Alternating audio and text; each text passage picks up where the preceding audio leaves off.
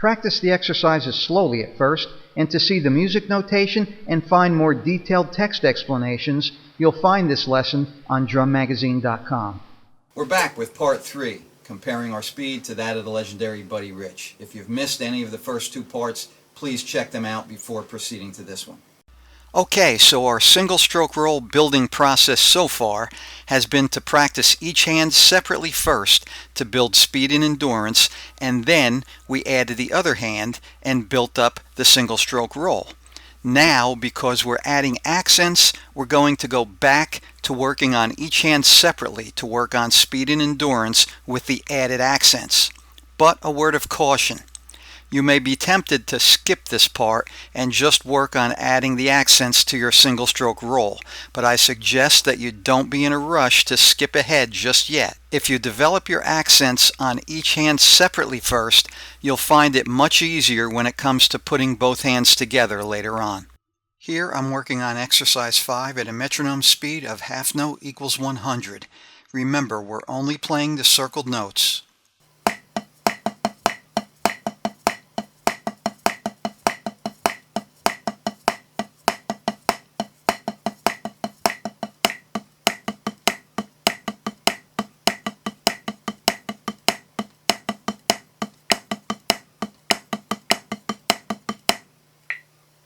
Now you may notice that I'm using a molar whip stroke. It's actually a modified version of the molar to make the accents, but you're welcome to use any accenting technique that you prefer. The key is to start at a slow tempo and gradually gain speed while maintaining 2 distinct sound levels, accented and unaccented.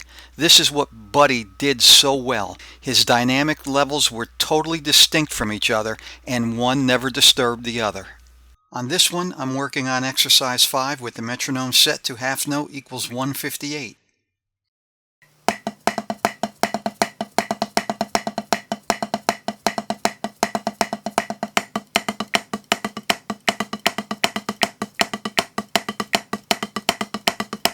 This time I'm working on exercise 5 with the metronome set to half note equals 167.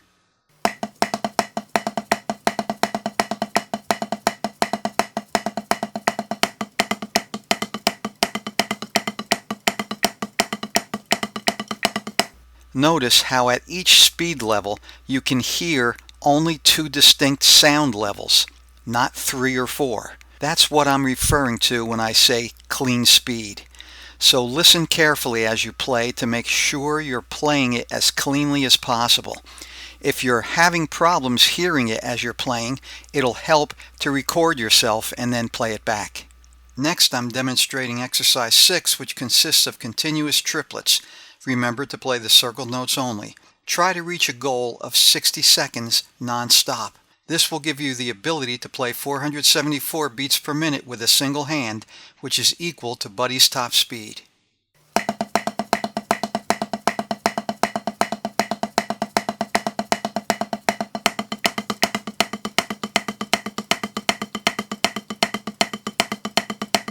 On this one, I'm kicking the metronome up to half note equals 167, which equals 501 beats per minute, playing single-handed triplets over 60 seconds, which is faster than Buddy's top speed.